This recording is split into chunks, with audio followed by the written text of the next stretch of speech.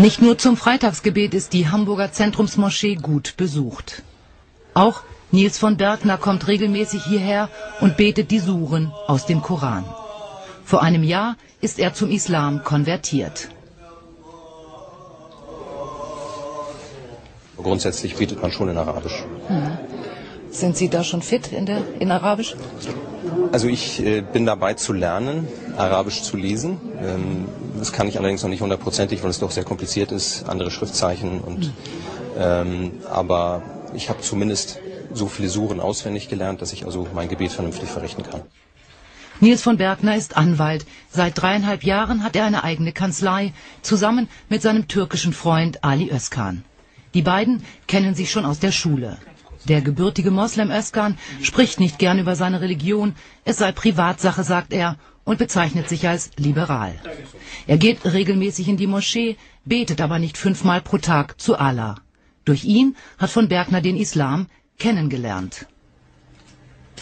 Dass man also bei bestimmten Gelegenheiten, beispielsweise zur Fastenzeit, dann mal darüber gesprochen hat, warum macht ihr das, was ist der Hintergrund des Fastens, unter welchen Voraussetzungen muss man das erfüllen und dergleichen.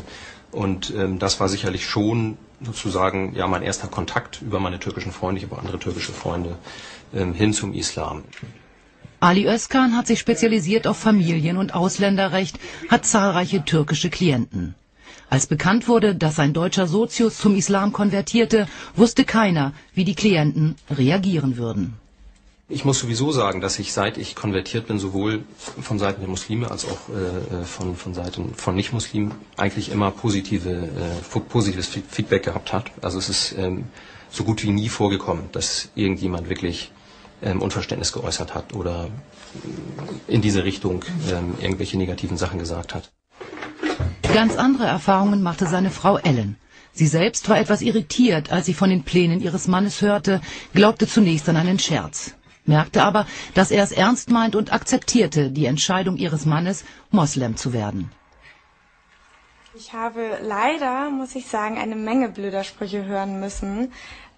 Die häufigste Frage, die ich gestellt bekommen habe, ist, ob ich ein Kopftuch tragen müsse. Und ich habe auch viele Sprüche in die Richtung hören müssen,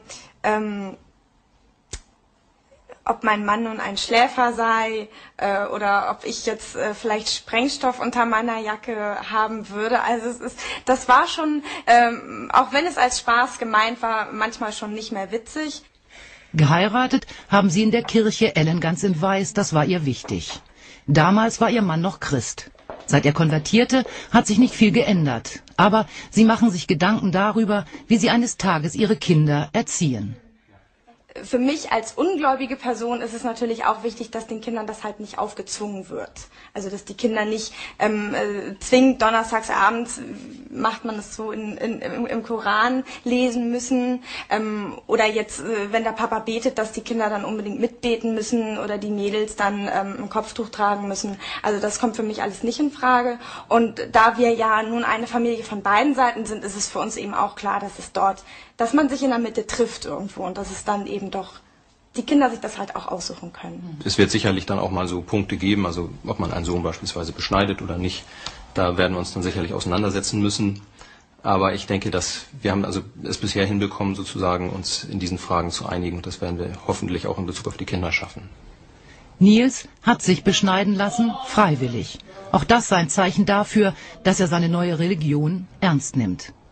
Es ist so gewesen, dass ich immer ein gläubiger Mensch war, mein ganzes Leben. Ich hatte aber immer das Gefühl, also ich war mit meiner Religionsausübung unzufrieden. Ich hatte das Gefühl, Gott tut viel für mich. Mir ging es immer gut und wenn ich mal eine Krise hatte und ich habe sozusagen Gott um Hilfe gebeten, dann hat sich auch alles in Wohlgefallen aufgelöst. Und ich hatte aber den Eindruck, ich gebe ihm nicht genug zurück. Und das war eigentlich auch so ein Punkt, dass ich mir gesagt habe, wenn ich konvertiert bin und dann auch meine Pflichtgebete 5-mal am Tag mache, dann habe ich zumindest diese 5 Momente am Tag, also im Alltagsleben, wo ich mich mal zurückziehen kann und mal runterkommen und quasi diese Verbindung herstellen kann zu Gott und ihm danken kann. Auch im Büro rollt er täglich seinen Gebetsteppich aus. Doch niemandem, auch nicht seiner Frau, will er seine Religion aufdrängen. Auch nicht seinen islamischen Namen Ahmed Isa. Seine Familie, seine Freunde nennen ihn weiterhin Nils.